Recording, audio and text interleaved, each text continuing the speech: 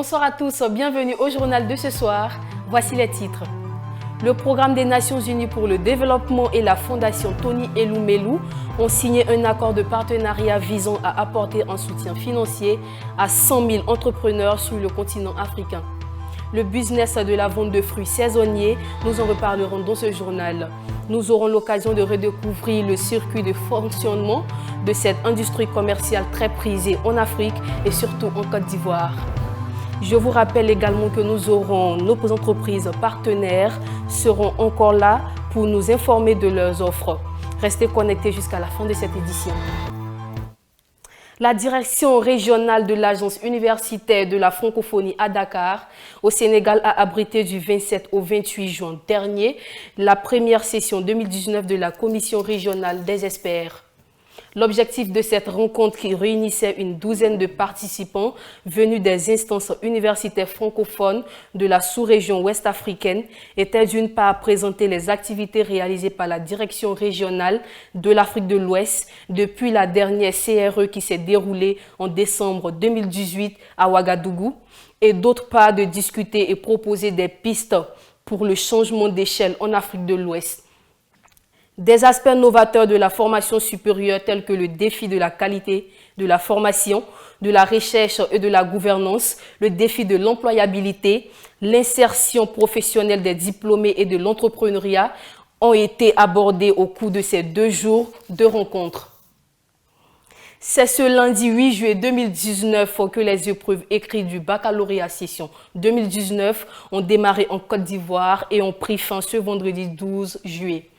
Le ministre de l'Enseignement supérieur, le Dr Abdallah Mabry-Touakeuse, était lui-même au front pour encourager les quelques 2000 candidats en lice pour cet examen. 2 centres ont été visités par le ministre, entre autres les lycées 1 et 2 de la ville Grand Bassam, où il a notamment exhorté les candidats à s'abstenir de toute pratique frauduleuse. C'est bientôt les examens du BTS et bien sûr, il faut penser à l'orientation après. Et nous vous proposons de suivre cette émission Grande École Privée Publique, comment s'inscrire. Était sur nos plateaux, s'il vous plaît, Monsieur Série Parfait Série. Et comme présentatrice, nous avions Mariam Sidibé. Suivez. Quelles sont les filières les plus en vogue dans la sous-région actuellement? Est-ce qu'il y a un lot de filières en vogue? On ne peut pas, je veux dire, il n'y en a pas exactement, sauf que, au fur et à mesure que nos économies se modernisent, de nouvelles filières apparaissent dans nos économies. C'est l'évolution de l'environnement économique qui fait apparaître de nouvelles filières. N'empêche que les anciennes filières classiques qui existaient restent toujours des filières qui sont des filières promotrices d'emploi, sont des filières qui permettent aux gens d'avoir une intégration assez facile.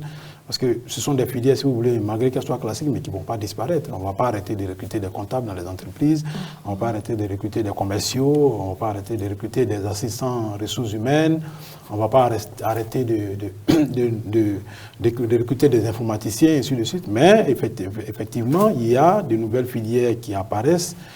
Par exemple, au niveau du numérique, aujourd'hui, vous avez la communication et le marketing qui se modernisent, qui vont vers le digital. Le digital, qui se digitalise de plus en plus. Vous avez, on est passé des phases classiques de la comptabilité qu'on tenait dans les grands livres et autres, pour arriver aujourd'hui à une phase de comptabilité modernisée, informatisée. Donc on tient exclusivement sur les ordinateurs. Même la technologie aussi. Même au niveau technologique, je veux dire, toutes les méthodes de conception de logiciels, les fibres optiques et tout. Des choses avant, ont évolué aujourd'hui. Les branchements téléphoniques par câble n'existent plus. On est arrivé au téléphone mobile sans fil, qu'on va dire. Et on est passé du téléphone mobile aujourd'hui, on parle aujourd'hui de fibre optique, ainsi de suite. C'est des choses qui évoluent, ça avance. Donc, c'est l'évolution de nos économies qui vont déterminer donc, les filières qui apparaissent. Mais est-ce parce que ces filières-là représentent plus d'opportunités d'insertion socio-professionnelle pour les diplômés? Oui, opportunités d'insertion socio-professionnelle, oui, parce que cela n'existait pas avant.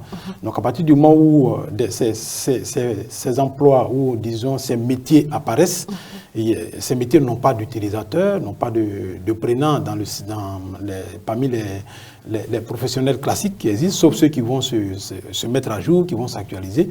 Donc ces nouvelles filières qui apparaissent laissent des portes ouvertes à de nouvelles opportunités qui s'offrent à des personnes qui permettent une intégration facile au niveau de ces personnes-là. Mais M. Seri, est-ce qu'il n'y a pas des filières dans la sous-région qui ne sont peut-être pas encore développées, sinon qui ne sont pas encore peut-être dans le programme, mais qui savaient être à débouché immédiat? Est-ce qu'on peut le dire? Parce que si vous voulez, c'est ça qui fait l'avantage des sciences de l'éducation, surtout au niveau de l'enseignement supérieur dans nos pays. Les choses sont actualisées parce que déjà au niveau même des structures nationales des autorités de régulation, que ce soit nationales ou internationales, on nous demande de retourner chaque 5 ans devant les ministères, enfin, de façon périodique, ça dépend du pays. Ça peut être 5 ans, ça peut être 3 ans, ça peut être 4 ans. Il y a aussi au niveau des organisations internationales comme le CAMES, on nous demande régulièrement de retourner à leur niveau pour renouveler, donc pour adapter nos programmes. Ça nous amène donc à nous mettre à jour sur l'évolution de nos économies. Ça nous amène à nous mettre à jour sur l'évolution de nos économies, mais n'empêche que, comme je le disais tout à l'heure, la modernisation de nos économies fait apparaître donc des filières qui, de façon classique, n'existaient pas, et donc qui sont des filières qui sont à déboucher quand même quand ce n'est pas immédiat, mais c'est quand même le temps entre la fin des études et l'intégration sociale est assez réduit par rapport à certaines filières classiques. Le programme des Nations Unies pour le développement et la fondation Tony Elumelu se donnent la main pour relever les défis des objectifs du développement durable en matière d'entrepreneuriat. En marge de la 12e session extraordinaire du sommet de l'Union africaine qui se déroulait le 6 juillet dernier à Niamey au Niger, les deux organismes ont signé un accord de partenariat visant à apporter un soutien financier à 100 000 entrepreneurs sur le continent africain sur une période de 10 ans. Principale cible de ce programme, les ressortissants des régions considérées comme exclues du processus de développement, notamment dans le Sahel où 64,5% de la population est âgée de moins de 25 ans. Des efforts de réduction d'émissions de gaz à effet de serre comptent un financement de 50 millions de dollars percevable en 5 ans. Ce sont les thèmes du contrat d'achat de la réduction d'émissions que le Ghana vient de conclure avec le Fonds de partenariat sur le carbone forestier de la Banque mondiale. L'accord prévoit la mise en œuvre par le gouvernement ghanéen d'un programme de reforestation qui permet la réduction de CO2. Après le Mozambique et la République démocratique du Congo, le Ghana est le 3e pays à intégrer ce programme. Bientôt, les engins automobiles électriques fabriqués en Égypte, le rêve est permis. Du moins si l'on en tient à l'entretien que les responsables de l'industriel automobile chinois Dongfeng Motor Corporation ont eu ce mercredi 3 juillet avec le ministre égyptien du Commerce et de l'Industrie, Amnassar. Les deux parties ont convenu de l'implantation prochaine sur le territoire égyptien d'une usine de fabrication d'automobiles destinée à approvisionner les marchés arabes, européens et africains. Au Maroc, la croissance devrait enregistrer un léger repli en 2019 pour passer à 2,7% contre 3,2% l'an dernier. Une rencontre performante que le HCP, le Haut Commissariat marocain au plan, impute à la mauvaise campagne céréalière qui devrait reculer de 40% cette année. Le HCP prévoit cependant une relance de l'économie dès l'an prochain avec un taux de croissance du PIB qui dynamise des autres secteurs de se situer à 3,7% grâce aux stratégiques. Le siège de la zone de libre-échange continentale africaine, ZLECAf, sera basé à Accra, au Ghana. L'information a été rendue officielle le jeudi 4 juillet dernier à Niamey, au Niger, par le chef de la diplomatie burkinabé, Alpha Bari, au sortir de la réunion des ministres des Affaires étrangères qui se tenait en prélude à l'organisation du 12e sommet extraordinaire de l'institution. On s'intéresse au marché du lait en poudre dans la sous-région ouest africaine. Le lait est un produit très consommé, notamment dans les économies émergentes de la région. Mais le secteur reste assez déséquilibré, notamment pour les acteurs de la filière qui subissent des contre-coups des importations massives de lait en poudre rengraissé à l'huile de palme en provenance des pays européens, conséquence selon Thierry. Keslout correspond responsable du plaidoyer souveraineté alimentaire. Les filières locales sont en grosse difficulté.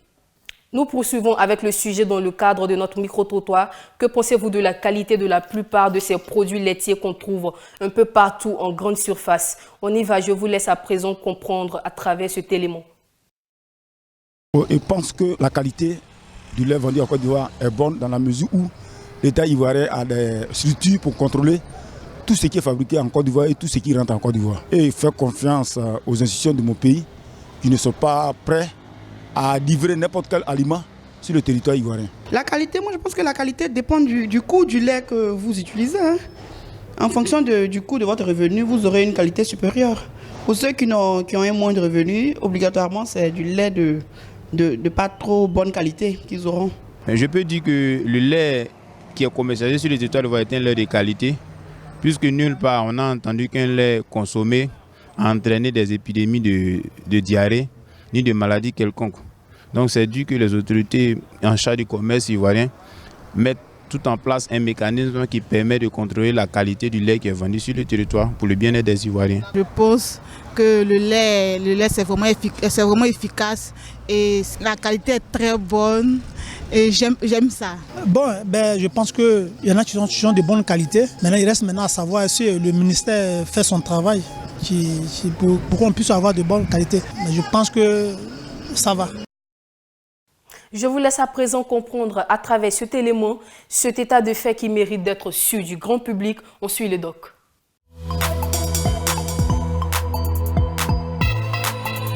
Pour ce qui est des produits de grande consommation en vogue dans les grandes surfaces de l'Afrique de l'Ouest, le lait en poudre importé fait partie des préférences des consommateurs.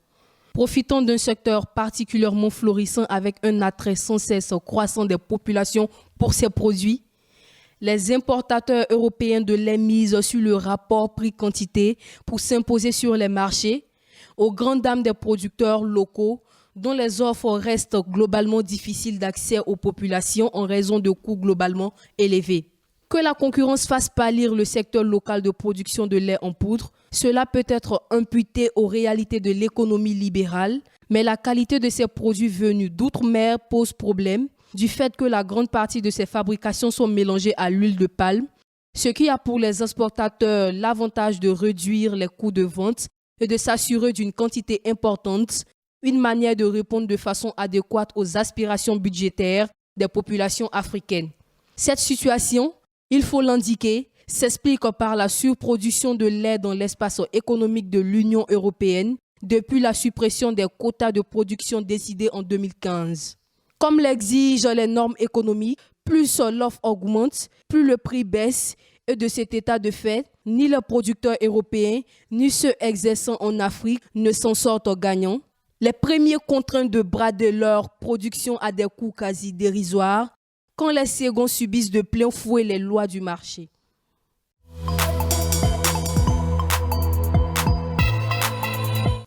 On y va maintenant pour le dossier entrepreneuriat. C'est la saison des mangues en Côte d'Ivoire. Des mangues et d'autres fruits, on en trouve en foison dans les quartiers d'Abidjan. Mais comment s'organise ce marché de la vente des fruits saisonniers et l'activité parvient-elle à nourrir ses adeptes? La réponse dans ce dossier entrepreneuriat. Le marché de fruits en Côte d'Ivoire reste l'une des branches d'activité les plus dynamiques au regard non seulement de la pérennité de l'activité, mais surtout du nombre d'acteurs entrant en ligne de compte dans l'animation de ce secteur. Véritable composant de l'alimentation des Ivoiriens, les fruits tropicaux ont toujours constitué une source de revenus non négligeable pour certaines populations qui ont perçu l'intérêt lucratif. Un peu partout à Abidjan et dans le reste du pays, des étals de vente de fruits sont perceptibles et rendus très accessibles aux populations, généralement selon un rythme saisonnier. L'attrait de toutes les catégories sociales pour ces produits naturels a fini par développer une véritable économie autour de ce marché dans lequel se retrouvent pour l'essentiel des femmes de toutes catégories. Si le circuit d'approvisionnement reste encore complexe, le marché est tout de même régulièrement alimenté par des fruits tels que l'orange ou la banane douce, qui sont caractéristiques des délices qu'affectionnent les populations locales. On s'approvisionne à Djamé, Maché Gourou. Bon, la plupart sont les mangues. Comme nous sommes dans la saison des mangues, donc c'est les mangues que nous trouvons plus.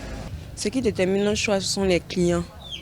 C'est ce qu'ils demandent qu'on apporte. Cette situation d'étrécissement des possibilités de diversification des produits, du fait notamment de la vulnérabilité des fruits, dont la conservation reste encore très délicate, surtout pour les fournisseurs et les grossistes, est heureusement allégée par intermittence au rythme des saisons qui voient affluer certains produits types comme la mangue et l'ananas et autres, de sorte à permettre aux détaillants et aux férus de fruits de renouer avec, pour les derniers, des saveurs fétiches et pour les premières, des gains intéressants à capitaliser toute la saison. 100 000, 70 000. Oui, ça n'a pas marché, 70 000. Moi, à 20 000, à 25 000. Oui, c'est très rentable. Parce que si on gagne 20 000 à 25 000 par jour dans la semaine, ça fait beaucoup. Non, c'est rentable. De ce fait, la vente des fruits est généralement l'une des activités génératrices de revenus les plus viables au vu de la vitalité du secteur et de la densité de sa chaîne de valorisation. Mais beaucoup d'actrices de ce marché peinent à émerger en raison du faible niveau de maîtrise des techniques de conservation et de gestion technique du projet. Ce qui devrait amener les pouvoirs publics à penser des politiques d'encadrement de ces acteurs économiques. C'est tout pour le journal de ce soir. Au revoir et à bientôt.